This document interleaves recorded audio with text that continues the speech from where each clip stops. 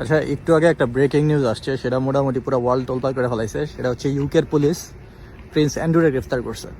Prince অ্যান্ড্রুকে জানেন? হইতেছে বর্তমান কিং চার্লসের ভাই, কুইন এলিজাবেথের পোলা। তারা যদি ইউকের পুলিশ গ্রেফতার করতে পারে, আর আমগর বাংলাদেশের পুলিশের কথা তো বললামই না, তো কি কমো, সব তো পাচাড়া। তো উপজেলা ভিত্তিক নেতাকর্মী যারা আছে তারা বলে যে কি জানি পোস্ট ডিলিট করো, নাহলে সমস্যা হবে। তো আমি সকালবেলা একটা পোস্ট দেখছি, খুব মজা লাগছে আমার। সেটা হচ্ছে অনেক ছোট ভাই আছে, একটা মিম পেজ চালায়, নাম না বলি, তো ওরা মেইল দিছে আর কি, যে এরপর থেকে তুমি যদি তারেক রহমান এবং তার পরিবার নিয়ে কোনো বাজে পোস্ট করো বা কোনো সমালোচনা ভিত্তিক পোস্ট করো, তোমার নামে মামলা করা হবে। পোলায় রিপ্লাই দিছে, কয়েছে তারেক রহমান যদি যায়, যে তারেক রহমানকে যা বলো, সে যদি সমালোচনা সহ্য করতে না পারে তাহলে লন্ডনের টিকিট কেটে রাখতে, ঠিক আছে? কারণ এইবারের পোলাপান না, এটি সহ্য করবো না।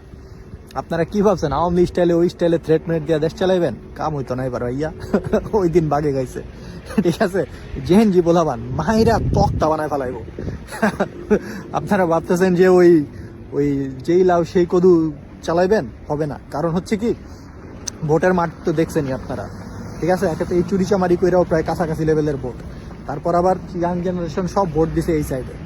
তো সিচুয়েশন যে কোন দিকে যাবে এটা আপনারা খুব ভালো করে বুঝতেছেন। তারপর আবার মন্ত্রী পরিষদে যা বসাইছেন, আল্লাহ, একদম চোরবাটপার থেকে শুরু করে খুনের আসামি পর্যন্ত আছে। তো যাই হোক, দেখা যাক কতদিন সার্ভাইভ করেন আপনারা। তবে এই সমস্ত কাজ করেন না, ঠিক আছে? এই যে থ্রেট দিতেছেন পোলাবানরে, যে মামলা করা হবে তোমার নামে তুমি যদি পোস্ট ইটি না করো। এই বাক স্বাধীনতার কারণে 2000 এই গণ অভ্যুত্থানটা হয়েছে, ঠিক আছে? এটা ভুলেও হরণ করার চেষ্টা করেন না, তাইলে মনে করেন যে মেয়াদ যে কদিন আছে আরো কমতে থাকবে।